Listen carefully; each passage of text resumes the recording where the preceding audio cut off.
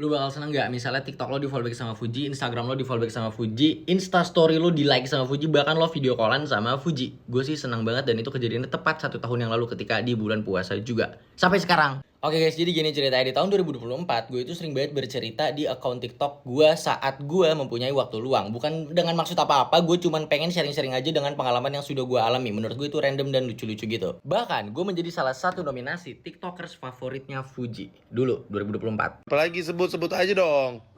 Judin. Singkat cerita, setelah gue beberapa hari di fallback sama Fuji, akhirnya gue memiliki kesempatan untuk live bareng sama Fuji. Di situ tuh gue tuh ngobrol-ngobrol, bertukar cerita sampai akhirnya kita berkenalan di live tersebut.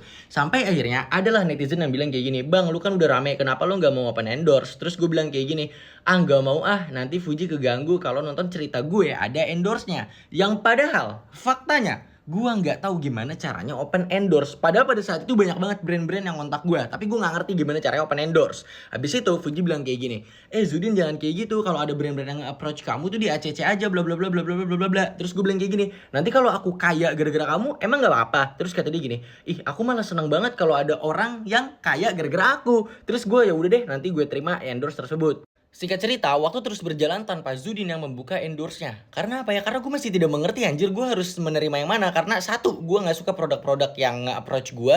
Dan gue juga gak tahu gimana caranya nih gue balesnya. Gimana caranya nanti gue membawakan itu di sebuah cerita. Takut orang-orang itu berpikir bahwasanya gue bercerita demi endorse tersebut. Jadinya cerita gue takut disangka fake. Jadi gue tuh takut untuk masukin endorse pada saat itu.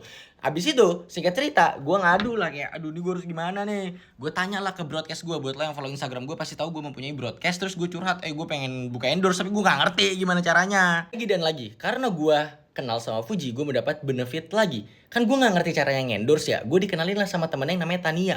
Gue diajarin ngendorse sama Tania. Gila bener-bener kayak, gue kayak temen lamanya dia cok. Kayak diajarin, kayak disuapin banget anjir. Baik banget dulu pada. Setelah gue udah pelan-pelan mengerti gimana caranya gue membawakan sebuah produk di kamera, gue tetap tidak menerima endorse yang masuk. Dikarenakan gue gak suka sama produknya.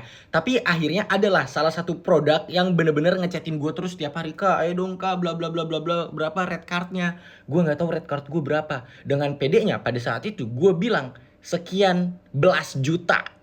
Dan dia ACC anjir. Gila. Aneh banget. Pada saat itu Tania yang bantu mengerjakan endorse tersebut. Gue udah menawarkan, lo mau bagian berapa? Lo mau di GoFoodin apa kalau ini? Terus dia bilang gak usah. Tapi nanti kita main aja. Sampai akhirnya di suatu hari kita main berdua ke puncak. Gue nemenin dia karena dia pengen lihat kali doang. Waktu itu gue lihat kali kayak jam 2 malam kayak dah. Gue nyampe puncak lihat kali, fotoin dia di kali, habis itu pulang. Gila, gue udah kayak ketar-ketir. Aduh, pertama kali main sama influencer gue harus ngomong apaan ya? Ternyata dia cuma pengen ke kali anjay.